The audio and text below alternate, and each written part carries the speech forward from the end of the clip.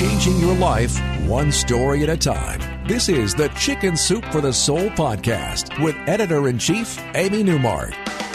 Hey, it's Amy Newmark with your daily dose of Chicken Soup for the Soul inspiration. It's Wow Wednesday, and I'm going to share a couple of stories with you from one of my favorite writers, Amy Chesler, who goes by the pen name A.B. Chesler on her stories. Amy just had a new baby boy in January, so we sent her our congratulations.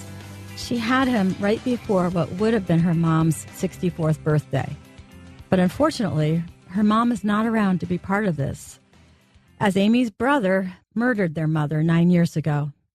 Amy has written several stories for Chicken Soup for the Soul about her mom, all fascinating, and I'm going to share a couple of them with you today. They definitely fall into that category that I love. Truth is stranger than fiction. The first story is titled Love You Forever, and we've published it twice. First in Chicken Soup for the Soul, Messages from Heaven, and then recently in our new Mother's Day book, the one that benefits the Boys and Girls Clubs of America, and that book is Chicken Soup for the Soul, For Mom with Love.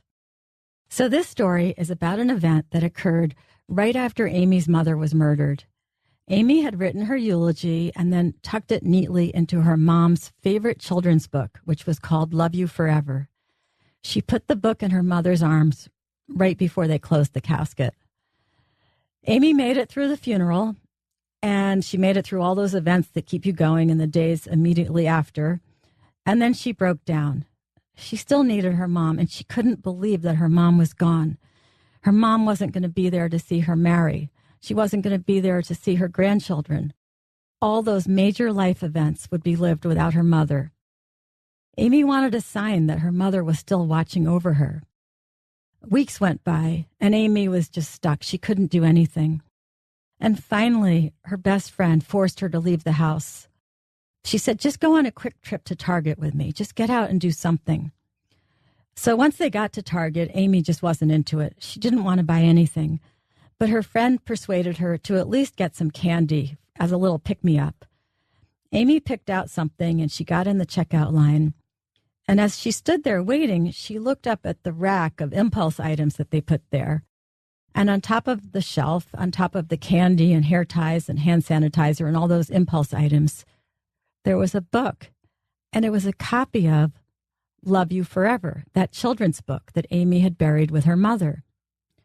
So Amy asked the cashier what the book was doing there on top of that candy display, because there were no other books there. And the cashier said that maybe someone had left it there. Maybe they changed their mind about buying it. But then she scanned it at the register, and she told Amy that Target didn't even carry that book. So she had no idea why it was there. She couldn't even ring it up for Amy since it wasn't showing in the system. So she told Amy, just take it for free. Amy cradled that book in her arms, and suddenly things looked a lot better. It was the sign from her mom that she was looking for. Well, then 5 years passed, and of course, Amy was still missing her mom terribly.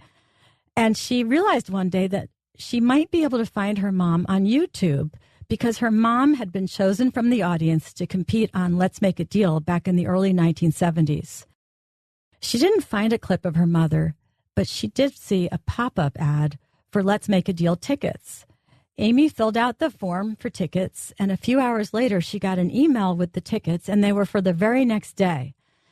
So Amy and her husband quickly figured out their costumes, and the next day, Amy, dressed as a pirate, found herself standing in line and then sitting in the audience screaming, and then, miraculously, she was picked from that audience to compete, just as her mother had been picked decades before.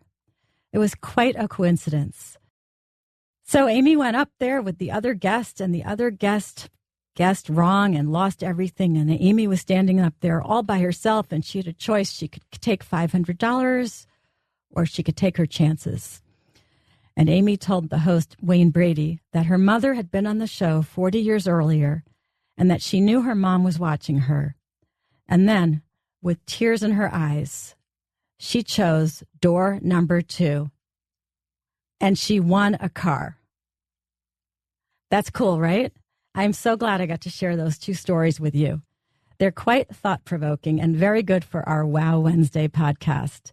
Now, the next time we get together, I'll wow you in a different way with a thought-provoking story that will make you reconsider how you handle offers of help from your friends.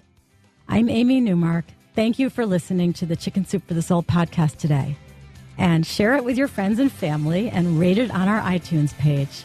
And if you'd like to read more about the books I mentioned today, Chicken Soup for the Soul, Messages from Heaven, Chicken Soup for the Soul for Mom with Love, or Chicken Soup for the Soul, Hope and Miracles, please go to our website, chickensoup.com.